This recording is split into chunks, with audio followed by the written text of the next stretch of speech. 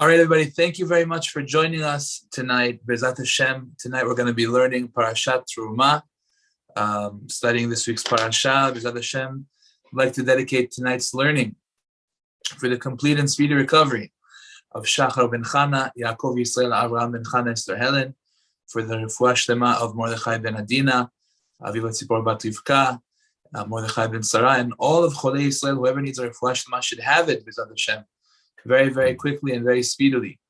Be'ezrat Hashem, we're also learning Leidui Nishmat, Liel Dina bat Ephraim, Mordechai, Miriam Fera bat Chaya.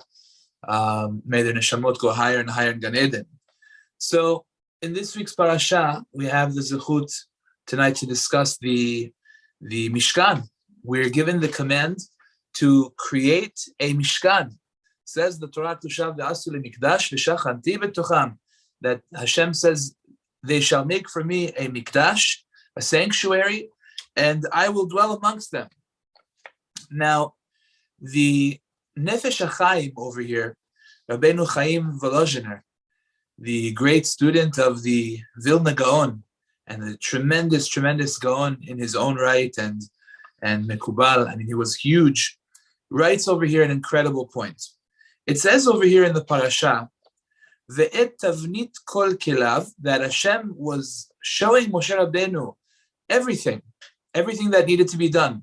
Hashem is showing Moshe Rabbeinu the structure and all of the utensils, all of the vessels that are going to be used in the Mishkan, whatever is necessary for the service of Hashem. And then it says, V'chen ta'asu, and so too you shall do. So you shall do. So what does that mean, so you shall do? So the simple understanding is you shall make what I'm showing you to make. But over here, it's an interesting point that it doesn't say v'chen ta'aseh, and so you shall do. In other words, Moshe Rabbeinu, you singularly should do, just like was mentioned previously. But rather, v'chen ta'asu, all of you should do it. What does that mean, that all of you should do it? We know that there were only two people that were making the Mishkan, technically. One was named Betzalel, the other one was Aholiav. So v'chen ta'asu sounds like it's a commandment not just for them, but for everybody. So it explains the Nefesh HaChaim, a very interesting point. I'll read to you his words inside. Asu atzmechem makom le'ashrat hashchina. This is the Nefesh HaChaim in Shar Aleph, Perek Daled. This is the Nefesh HaChaim in the first gate in the 4th chapter.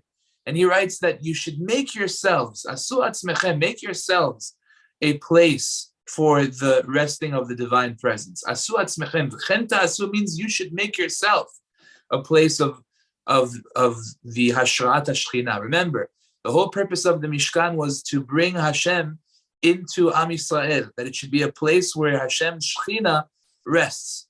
And over here says Rav Chaim Volozhiner that that's not the idea, just that the Mishkan should be a place for the Kedusha of the Shechina, but rather, V'chen ta'asu, each person has to make himself a place that the Shechina is able to rest on. And he says the following, Rotze lomar, Al tachshevu shetachlit kavanati hu asiyat hamikdash hachitzoni. Don't think that my instructions over here are just to create a building, a structure, a physical structure. But rather, ela tedu, you should know, shekol tachlit retzoni betavnit hamishkan v'chol kelav, that really what I desire, the ultimate purpose of all of this Mishkan, this structure that you're going to do the service of Hashem, and all of the kelav, all of the vessels that you're going to create, rak lirmoz lachem, it's just to be a hint to you, that what? Shetihiyu atem, that you should be b'maasechem haretzuyim, with your deeds that are desirable to me, ketavnit hamishkan v'kelav, that you should be like the structure of the Mishkan and all of its vessels. Kulam kedoshim, all of you should be holy. Re'uyim umuchanim le'ashrot shchinati betochachem mamash. All of you should be able and ready to receive my divine presence inside of you, literally, says the Nefesh HaChaim. In other words, the idea is Hashem is telling Moshe, listen, I'm showing you, you have to create a Mishkan. You have to build a structure called a Mishkan, and you have to build all kinds of vessels that will go inside of it. You have to build a Shulchan, you have to build a Menorah, you have to build an Aron Kodesh, you have to build a Mizbeach. All of these different things are necessary. But the key of all of this is that you should also build yourselves and make yourselves vessels. Just like those vessels are there to receive the divine presence, so too you should make yourselves, v'chen ta'asu, you should make yourselves vessels that are able to receive the divine presence in yourselves, mamash. So the question is, how do we do that? How do we make ourselves vessels that are able to receive the divine presence? A very incredible level that the Nefesh HaChaim is talking about, that we should be holy just like the vessels of the Bet HaMikdash. It's an incredible point that he's trying to get us to understand. That's the mitzvah that we're receiving over here. And that mitzvah would apply even when there is no Mishkan and there is no Bet HaMikdash. The point is that we are still around. We're still here, and therefore the mitzvah still applies. So let's analyze one of the fundamental rules about the vessels of the Bet HaMikdash. So the first rule is that ve'asu li mikdash. Li, says Rashi, means to me. They should make for me a mikdash, but li, says Rashi, specifically means lishmi, which means for my name. Hashem says it should be done for the purposes of me, of Hashem, not for ulterior motives, not for other reasons than that. It should be done in order to serve HaKadosh Baruch Hu. So over here, we have a very important point. This is brought down but in a beautiful sefer called the Yechir Uven.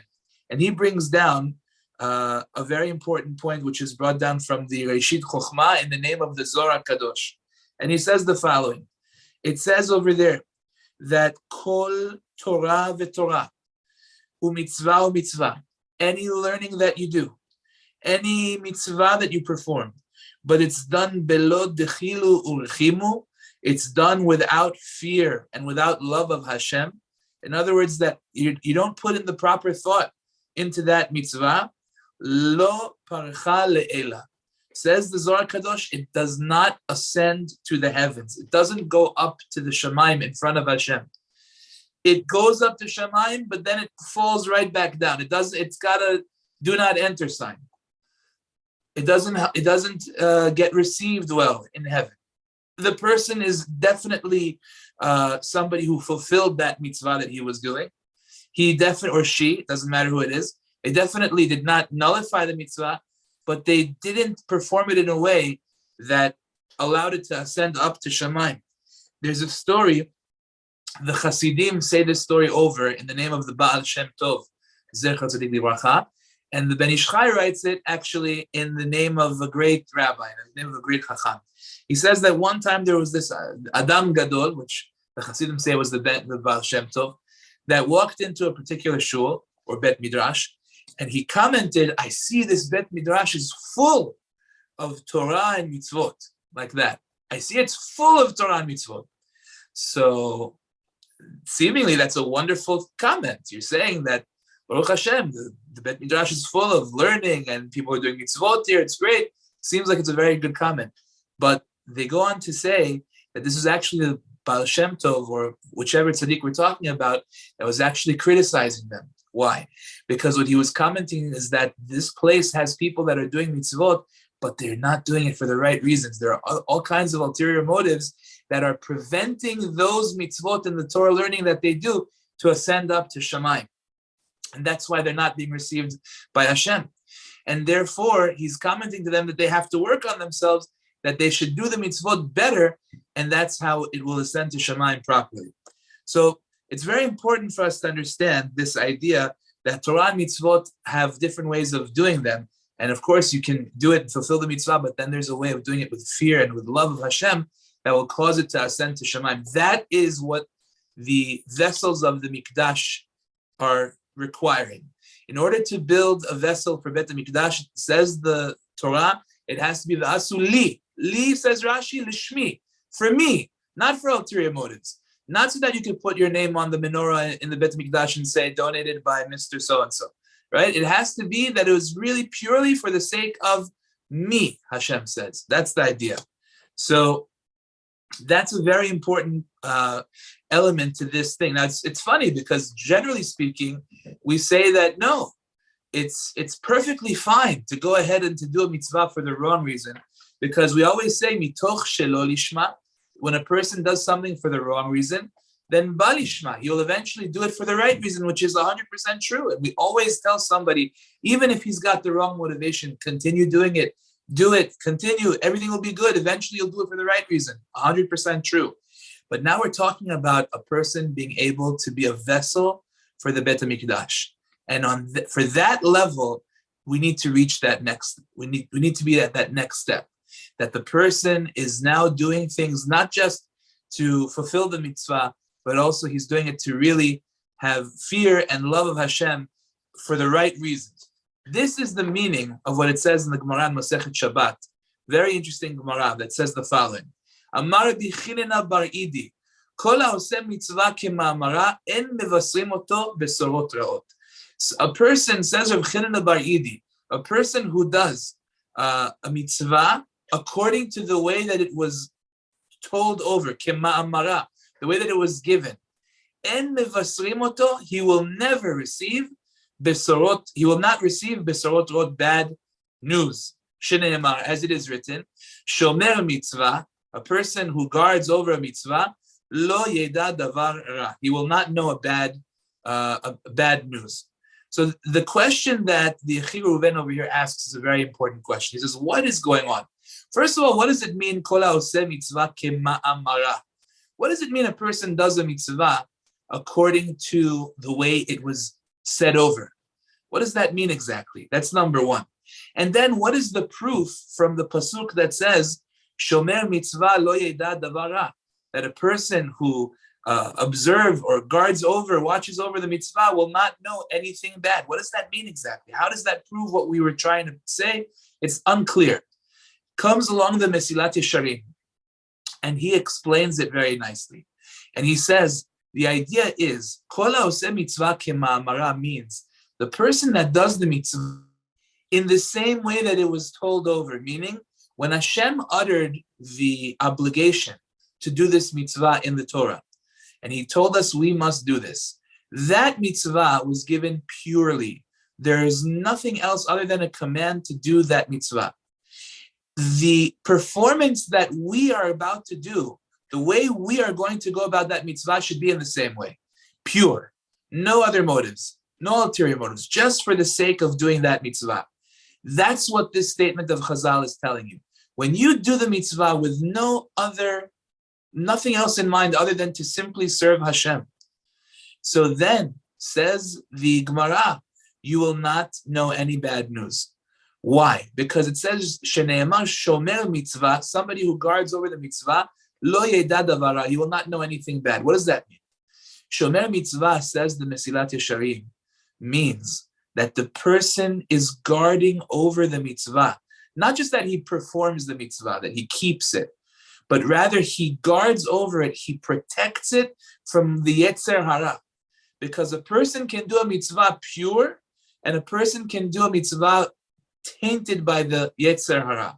There could be other ulterior motives there. There could be, the Yetzer Hara could get a grip on your mitzvah. There could be a little bit of arrogance involved.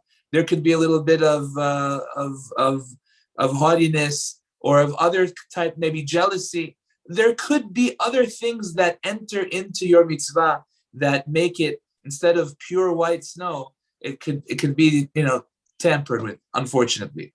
So shomer mitzvah, a person that not just does the mitzvah, but watches over the mitzvah, protects the mitzvah from getting messed over, watches it to see that nothing happens to it, that it should remain pure without any ulterior motives. That guy, lo yeda davar ra, he will not know anything bad. That's the idea of how you're supposed to make yourself a vessel for the Mishkan. Like the Nefesh HaChaim is telling us, that our job is to make ourselves a vessel for the Hashrat HaShechina, a vessel that Hashem could come and live in us in the same way that he could go and live in the menorah, in the shulchan, in the mizbeach, in the Aron Kodesh, in the Mishkan in general. We're making ourselves like that by living this kind of life. I want to give you a very interesting example to what I'm talking about. I saw this beautiful story in the Yechi Reuven, and he says the following incredible story. There was, we all know, there's a famous yeshiva in Israel called the Mir Yeshiva. The Mir Yeshiva has survived decades through the Holocaust. It survived so many, even well before the Holocaust. They were alive and well for many, many years. And the idea of this yeshiva was always that they had to survive. They had to collect funds in order to be able to live, in order to be able to survive as a yeshiva. So for many, many generations, people were going and collecting. All kinds of rabbis were going, not even from the yeshiva, just people who wanted to support the yeshiva. They would go and they would visit different towns in support of the yeshiva. So there was a rabbi that was the rabbi of a city named Truk, the Truker Rav. And this Rav left his hometown in order to go and to procure funds for the Mir Yeshiva. And he went to a place called Lodz. And in Lodz, there was a very wealthy man. Now, this very wealthy man was a big supporter of Torah institutions. He was a very big Baal Tzedakah, Baal Chesed. He was a wonderful man. And he didn't want people to know about what he, was doing. He was very humble as well. So the story goes that this true Karav came to the town in order to get money for the Mir Yeshiva. And when he was there, whenever he would travel to a place, he would be there for a couple of weeks, and he would go around and he would go through to the different people, and he would make his way to everyone to give them a chance to give money to the yeshiva, and that's how he would conduct himself. And this wealthy man knew this about this wonderful rabbi who came to visit Lodz. So what happened was he had a secretary, somebody who would help him out, and this was a man by the name of Rabbi Zilberstein. And he told Rabbi Zilberstein, listen, I know that the true Karav is here. He's going to be here probably for a couple of weeks like he always is.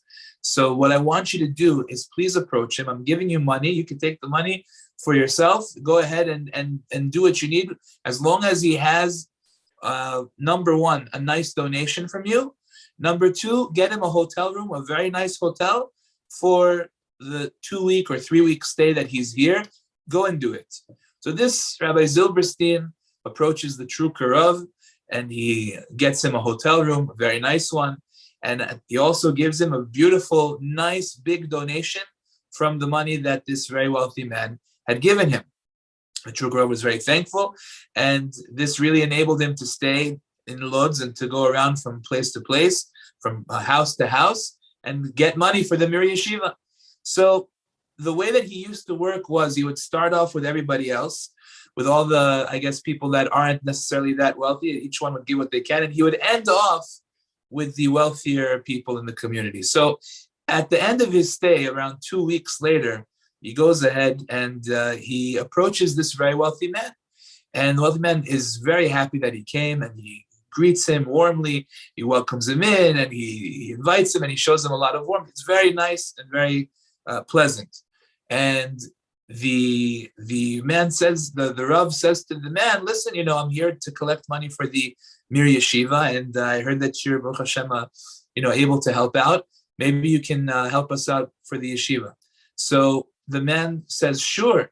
He's very excited. He writes him a check, and he hands the check to the rabbi. And the rabbi says, he's looking at the check, and he kind of looks a little disappointed. So the man says to the rabbi, is everything okay? He says, yes, everything's great. Everything's fine.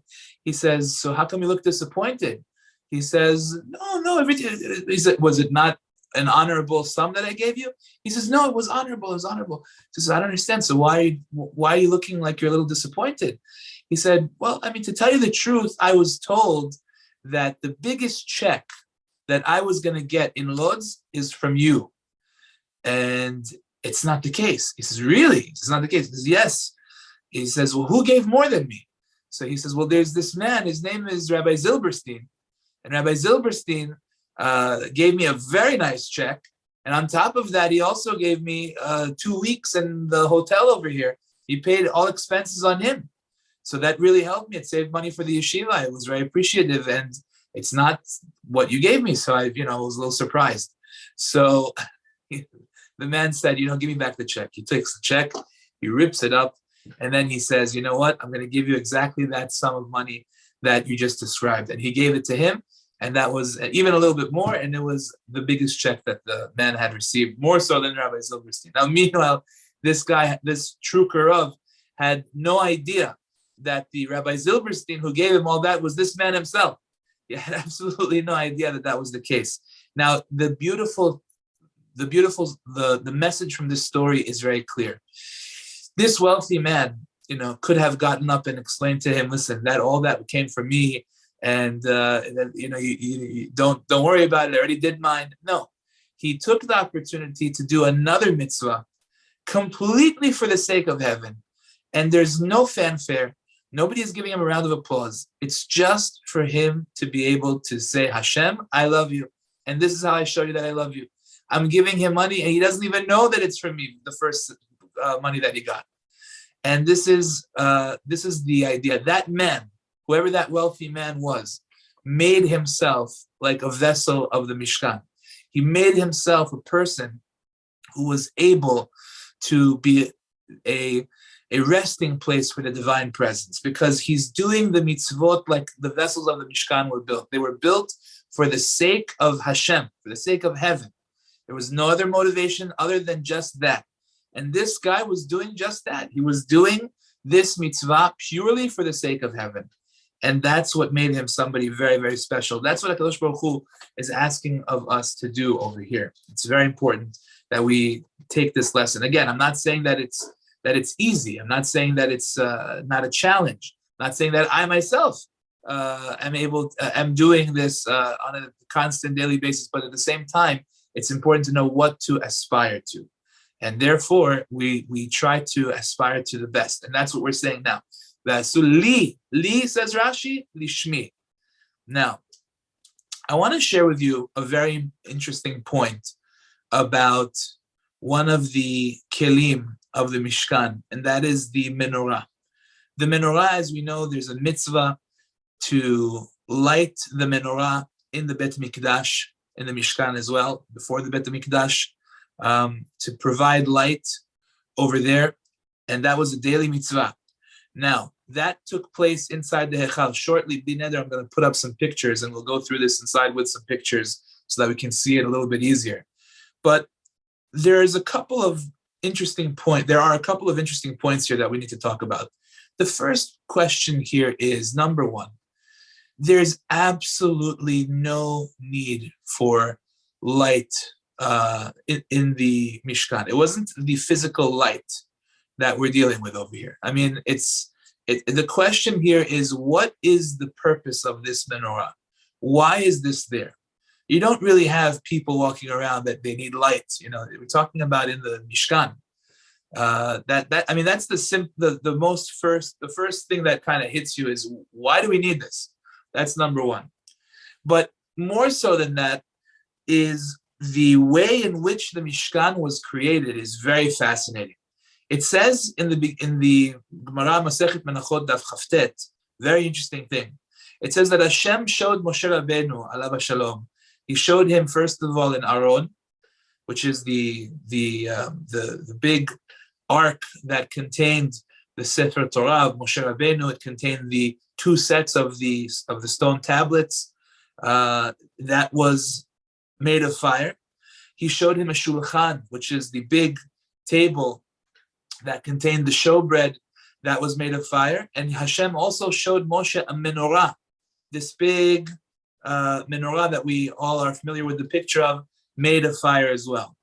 That's what it says in the pasuk, Kechol asher ani mar'eh otcha et tavnit hamishkan ve'et tavnit kol kilav v'chen ta'asu. The pasuk says clearly Hashem showed it to Moshe.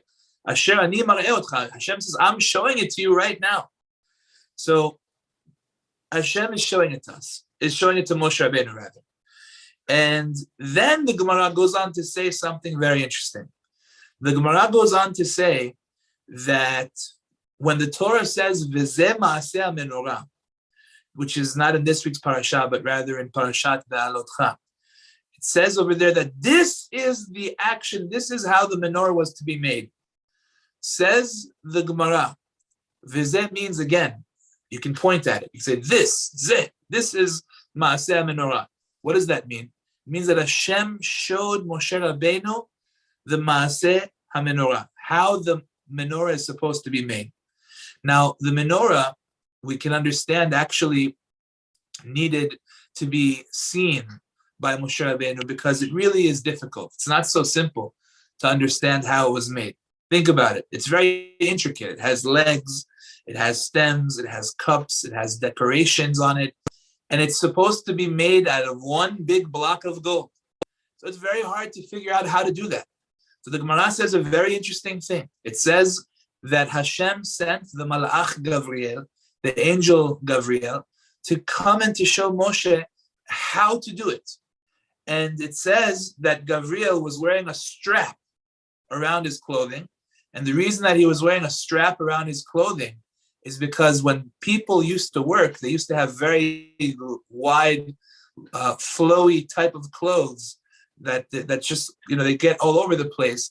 And when you're working, those wide clothes could prevent you from working comfortably. So the strap would be to tie all of the extra material up to your body tightly so that it wouldn't get in your way when you work. So Gabriel, the angel, is wearing a strap, and so to say, working back and forth with the menorah in front of him to show Moshe Rabbeinu exactly how to do it. And then the Gemara says something very interesting. The Gemara says, Amar Rabbi Shmuel bar Nachmeni, in the name, Amar Rabbi Yonatan, in the name of Rabbi Yonatan, Mai dichtiv al ha-menorah ha-Torah. What is the meaning of the verse that says that this should be on the pure menorah? Says the Gemara, sheyardu ma'aseh mimakom tara. That the menorah, according to some, this means that the menorah itself descended from heaven, from the pure place of Shamayim. In other words, after all that, according to some, this is what those words mean. After all that, the menorah itself was not actually created by Moshe Rabbeinu or by Bezalel or by anybody, but rather, it was made by Hashem himself, and it descended to Shamayim.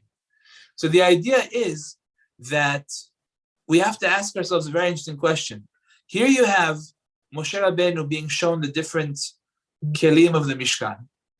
And at the same time, the menorah is particularly hard to understand. So Hashem shows him exactly how it's supposed to be done, with Gabriel, the angel, coming and showing everything to him. And after all is said and done, the menorah comes down from Shamayim and he doesn't even have to do anything. It's very interesting to understand. Well, why is this being done that way? What is the purpose? So again, the question that we started off with is, what's the reason for this menorah to begin with? Is it the light? I mean, are people, they need light over there? What's the understanding? Number two, why was it created this way? That Hashem has to show Moshe the menorah with the Malach Gavriel strapping up in order to get down to the work, and then he has to go ahead and do it. And at the end, it's not going to happen anyway, so it just comes down as is, one piece from Shamayim. What's the idea behind it? So let's start off, in order to understand what's going on, let's start off with a very interesting statement from the rabbis. The rabbis say that if somebody wants to pray for Torah knowledge, then, as you all know, he prayed facing Yerushalayim, facing the direction of Bet HaMikdash. So it says that if a person wants to pray for wealth, he should face a little bit, he should tilt his body to the north, because in the north part of the Mishkan, that's where the Shulchan was, and the Shulchan, which has the showbread that was there all week long, that Shulchan represents livelihood and parnasah and sustenance. So if you face that direction, you're praying that should be improved in your life. Now it says, but if a person wants to pray for Torah knowledge, then he should face the south, because the south is where the menorah is. And the menorah represents the wisdom of the Torah. So now we're starting to get a glimpse into what really the menorah is all about. Another point. So we understand it's representing the wisdom of the Torah.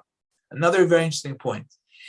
Normally, when you try to amplify light, so you create a structure that the windows widen as the light comes into the structure, so that the light gets bigger as it comes in. The sunlight should be increased. Whereas in the construction of the Mikdash, the way that the Bet HaMikdash was built was that, as a matter of fact, it was smaller on the inside and wider as it got further out of the building. So over here we see again, this wasn't for light inside, but rather it was for light outside. Very interesting. Again, why are we saying this? Because this represents the light of the Torah. That's really what's happening over here. The menorah is another symbol for the fact that the Torah is what gives light to the world, is what should be the guiding light of the world. That's really what the menorah is all about. That's why, by the way, it says in Chazal that if somebody has a dream, that he dreams about olive oil, then that actually is a sign that he should expect wonderful Torah knowledge. This, by the way, is a beautiful point. It all comes from my Rebbe, Rabbi Belsky, alav shalom. He points out all of these things in his book, Einei Yisrael, beautiful.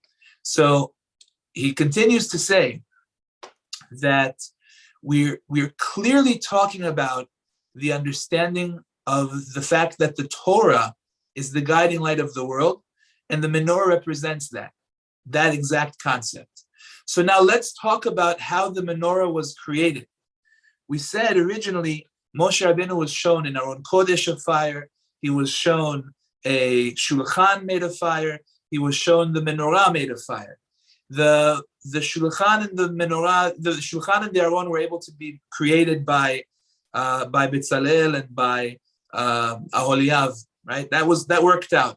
But the menorah, Moshe Rabbeinu had a hard time with it. And we said it's because it's very intricate, it's very difficult. So Hashem sent Moshe Rabbeinu Gavriel HaMalach, right? The angel Gavriel, to come and to strap up and to show Moshe Rabbeinu how exactly to go ahead and to put this together. And Moshe Rabbeinu is watching this. And in the end, we said that the Gemara says, but the bottom line was that it just came down from Shamayim as is. So we asked the question, what's going on? Why would this be necessary? Why would Hashem have to do this? You have to show Moshe Rabbeinu, the Malach Gavriel coming and working and all of this strapping up, but then he's not even going to end up building it. What's the point? What's the purpose of this? So again, now that we understand that we're talking about Torah, we have to understand that this over here was a lesson in, number one, what it is that we just did in the previous parashiot when we accepted the Torah. We haven't learned anything yet. We haven't actually done anything. We just accepted the Torah. We accepted to learn the Torah, but we didn't actually do anything yet. So the first point here is that we accepted that the Torah is from heaven. It's fire from Shamayim. It's exactly what Hashem wants us to do. There's no two ways around it. We have to listen. Beautiful. Fine. That's step one. That Torah has been Hashemayim. By the way, it sounds like a simple point, but unfortunately for so many organizations and things like that, the idea of Torah min Hashemayim is a question mark. Chas v'chalila to even say such a thing. But it's important that we strengthen our belief that Torah is min Hashemayim, no questions asked. It comes from Hashem. And the idea is that that's step one. We understand that just like the menorah came from Shamayim, the idea is Torah is min Hashemayim. But now we have to understand something more than that. You can't be a self-made scholar when it comes to Torah. As the Mishnah in Pirkei Avot says, Moshe kibel Torah miSinai u'mesara leYehoshua v'Yishol zkenim v'zkenim haneviim. The way that Hashem set up the understanding of the Torah is that, number one, you have to have a Rebbe. You have to have somebody that's going to teach it to you. Moshe was taught by Hashem. And he was not only taught by Hashem what the Torah means, but he was also taught by Hashem how the Torah is supposed to be studied, how the Torah is supposed to be learned. And there's a method.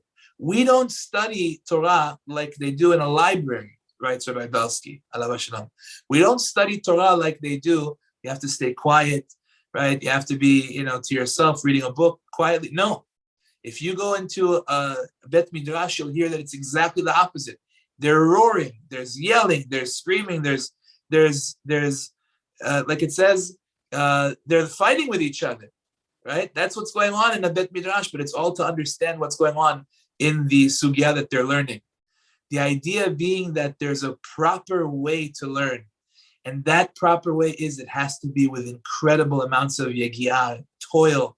You have to work very hard to properly understand the Torah Kedusha, and it has to be with the proper guidance of a Rebbe that knows really the way it's supposed to be, from his Rebbe, who learned from his Rebbe, all the way back to Moshe Rabbeinu. So these are the criteria that are required. That is what Hashem was showing Moshe Rabbeinu with the Malach Gabriel. He had to strap himself up and, so to say, roll up his sleeves and get to work. Again, over here, the purpose is to show you how to create the menorah, but that's not even the point. The point is that in order to get that menorah, which is Torah, it has to be done with the proper amount of work. That's why, just as an aside, when you see people that jump the gun, you see somebody all of a sudden he starts studying, Kabbalah and Zohar and stuff and names of Hashem and all these kinds of things that the guy can't read one page of Gemara. You understand that something here is wrong. There's work that needs to be. I had people that started telling me Kabbalistic things. The guy can't read Aleph Bet, so it's a troubling thing. So you have to understand there's work that's involved. You need to work. You need to put in effort. That's what Hashem is showing Moshe Rabbeinu, that in order to properly acquire the Torah Kedusha, there must be work and there must be effort. But step 3, the last and final point is for us to understand the following, that ultimately, even when a person puts in work and puts in effort and tries as much as he can and goes to learn from the great Chachamim and does everything, ultimately, the understanding that he will receive of the Torah Kedusha is a gift from Hashem. It's a gift based on the person's effort, but not the result of the person's effort. Very interesting. Ultimately, when the Malach Gabriel is showing Moshe Rabbeinu, there has to be work, there has to be effort put into the study of Torah. You have to try very hard. You have to work and review it again and again. No question about it. But ultimately, when it comes down to the person, it comes down as a gift from Shamayim. That's really the ultimate lesson over here. That we can't just say because it's ourselves, we tried, we this, we that. No. Ultimately, it's Hashem opening up the eyes and ears of the person to truly understand what Hashem wants him to understand. That's what the menorah represents. The idea that it's the study of Torah that is the ultimate, that permeates the entire world, that will give light to the entire world. And that's only true if it's done properly, only if it's done the right way. So it's so important for us to understand this lesson over here about the menorah. Now, I want to show you a couple of just pictures over here. I want you to see what it is that I'm talking about so that everything becomes a little bit more real. So bear with me 1 second, because I want to show you just some pictures. Let's see, how do we do this? Okay, let's take a look over here at some. Here's the menorah that we were just talking about. Can you guys see that? Okay, very good. That's the menorah. That's one example of it. Okay, very good. Now, let me show you some other things that I want to share with you. So first of all, let's take a look at the setup of the Mishkan. So first of all, we're looking at an aerial view of the Mishkan. This that you see in front of you is the long kind of triangle leading up to the square. That is the Mizbeach. That is the altar. The Kohen would walk up this big ramp, and he would sprinkle the blood on the 4 corners of the Mizbeach over there, and there were different sacrifices. Now, right next to that Mizbeach is this kind of small little rectangle. That's the Hechal and the Kodesh. So over there, behind that curtain, you would look inside and you would see that there are the three things that we were just discussing before. On the right-hand side, which is the north, I'm sorry, in this picture, on the right-hand side is the south. You would see the menorah. On the left-hand side, which is the north, you would see the shulchan, which is where the showbread was, and right in front of you, when you walk in, you would see the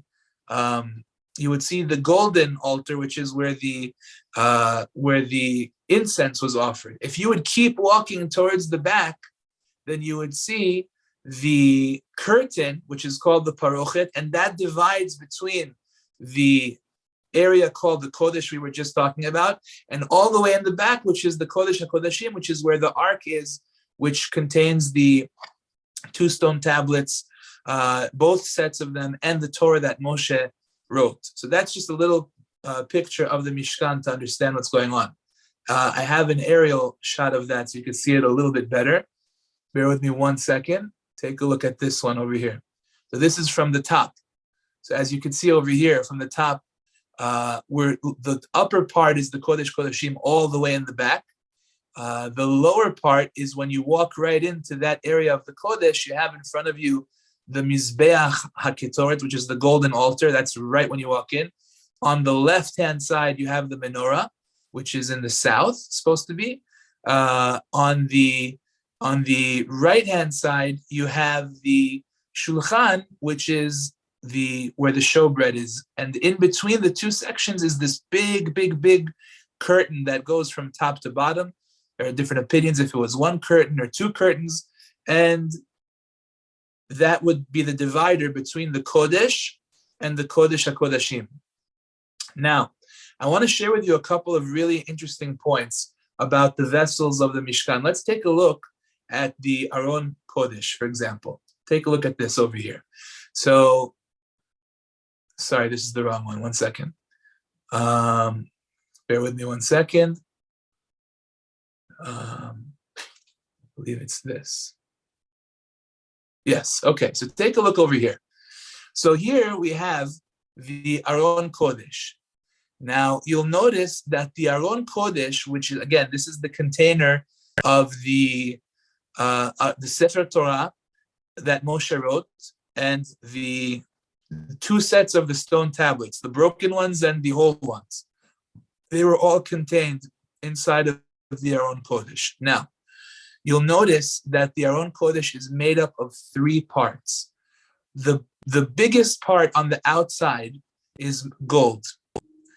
Inside of that is an insert, which is made up of acacia wood, atzei shitim. And that was put in the middle. That was the main holder of the Aron Kodesh. And inside of that is another golden insert into the Aron Kodesh. So all 3 of them are together in one, but you have gold on the outside, wood on the inside, and gold further on the inside. It's made up of 3 parts. So this is a very interesting thing. The question that we have to ask ourselves is, why is that? Now, it's not only there, by the way. I want to show you another picture of where this comes up too. Take a look over here. This is take a look at this. This is a picture of the Adanim. What you see on the bottom, I guess we didn't get the whole thing, is the wooden beam. The Shittim wood was the wooden beam. And on the bottom of it, if you look on the top picture, you'll see that the wooden beams are plated with gold. And on the bottom, there are sockets. There are sockets that the beams plug into, basically, and they attach on the top as well. So you have wood on the inside, and you have gold on the outside. So the question that we have to ask ourselves is, what is this all about? Why is it that we need to have wood on the inside and gold on the outside? So I saw, again, a beautiful answer from my Rebbe, Rabbi Belsky, and he explains the idea the following way. He says, the idea is like this. The Aron Kodesh, again, represents the idea of the Torah. It actually is the container of the Torah.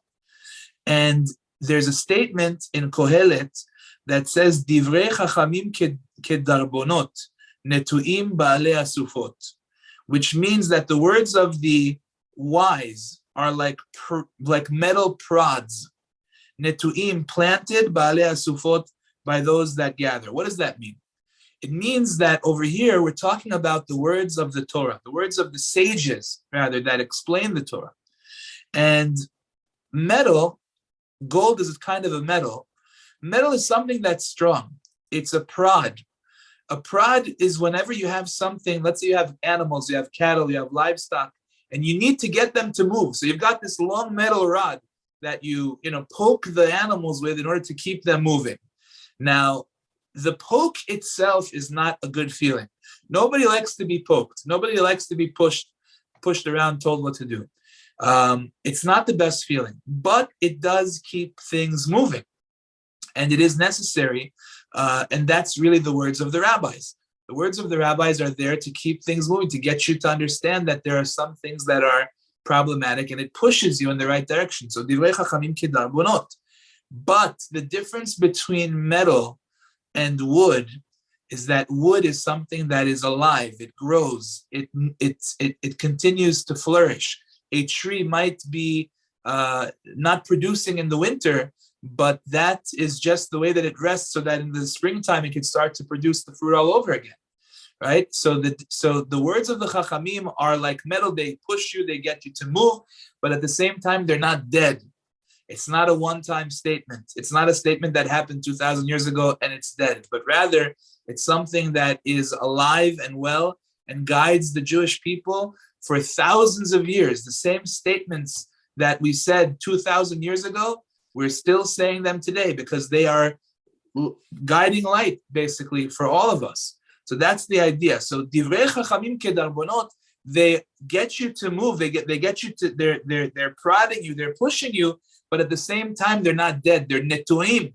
They're planted, says Rabbi Belsky alav hashalom. They're planted. They're still alive. They still get you to go ahead and to do the right thing, despite the fact that they may be thousands of years old.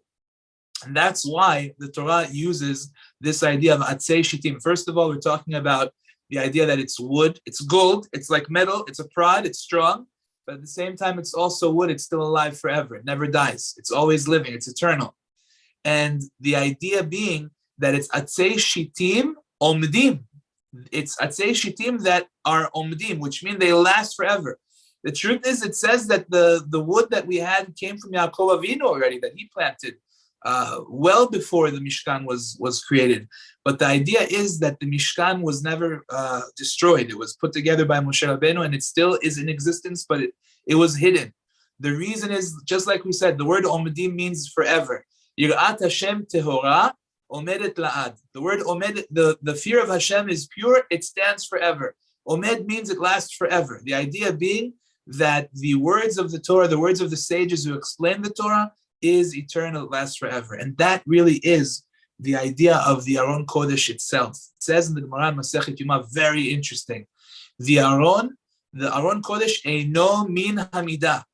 It was not an object that took up physical space, which is one of the most incredible ideas that you'll ever see. The whole entire Kodesh Kodeshim was 10 amot squared. That means that the width was no greater than 10 amot. The length was no greater than 10 amot. It's 10 amot. That's all that there is there in that back section that we saw before, the Kodesh HaKodeshim. But when you look at the Aron itself, it says that the Aron itself, which was placed in that Kodesh Kodeshim, which is 10 amot, it says that the Aron itself is 5 amot away from each wall. And that's impossible. How could you be 5 amot away from each side of the Aron Kodesh is 5 amot away from the wall? But the whole room itself is only 10 amot. That means that the Aron Kodesh itself didn't take up any space. Because if each side is 5 amot away, then that itself is already 10 amot. So what about the space of the Aron Kodesh itself? The answer is the Aron Kodesh is above space. It's above time. It doesn't exist in this world. Why? because it represents the Torah Kedusha. It's eternal. It's supernatural. That's the idea. That's what we're trying to say over here. It's gold on the outside, but it's also wood. It's gold, meaning that it's prodding, it's pushing, it gets you to do things, but at the same time, it's not ancient. It's not, meaning it's not only something that happened a long time ago. Rather, it's alive. It's still fruit bearing, and therefore, it still gets us to do that till this very day. And that's why we find by the sockets as well. It's the wood, the atzei shitim omdim. It's also gold on the outside. Same idea. Now, interestingly enough, the atzei shitim, the sockets rather, the adanim, the sockets that were used in order to build this mishkan were taken from the machatzit hashekel money that was collected, as actually starting to be mentioned now in Rosh Chodesh Adar. That's when people started to talk about the machatzit shekel money that needed to be donated to the Mishkan. And each person gave a machatzit shekel, half of a shekel, and the money was used. Part of it went to the daily offering, and part of it was used in order to buy the sockets of the Mishkan. And why? You have to ask yourself that question. Why, of all things, the sockets of the Mishkan? So again, beautiful idea from Rabbi Belsky, alav shalom. The idea of the sockets is that the sockets are the foundation of the whole entire Mishkan. The Mishkan cannot stand firm unless you have the sockets. The idea of every person paying for the socket of the Mishkan is that each Jew has a share in the collective Mishkan. Meaning, everybody has a portion in this Mishkan. Every Jew.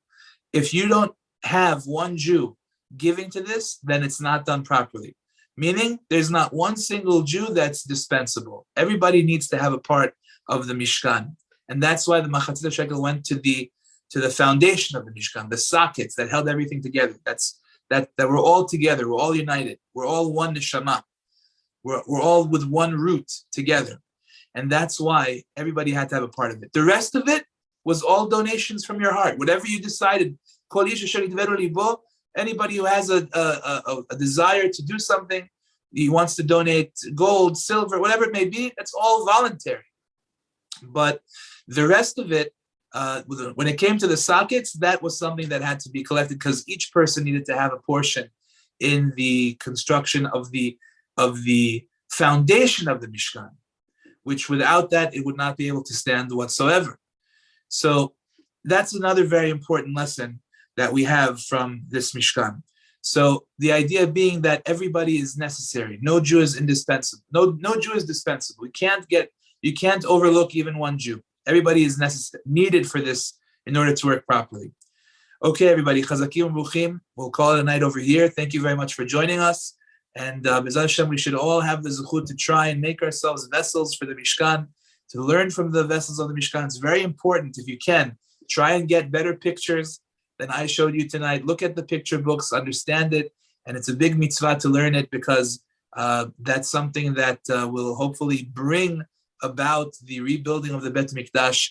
B'mira b'yameinu, amen. Thank you so much for joining us. Bli neder, we continue next week. Kol tov, everybody.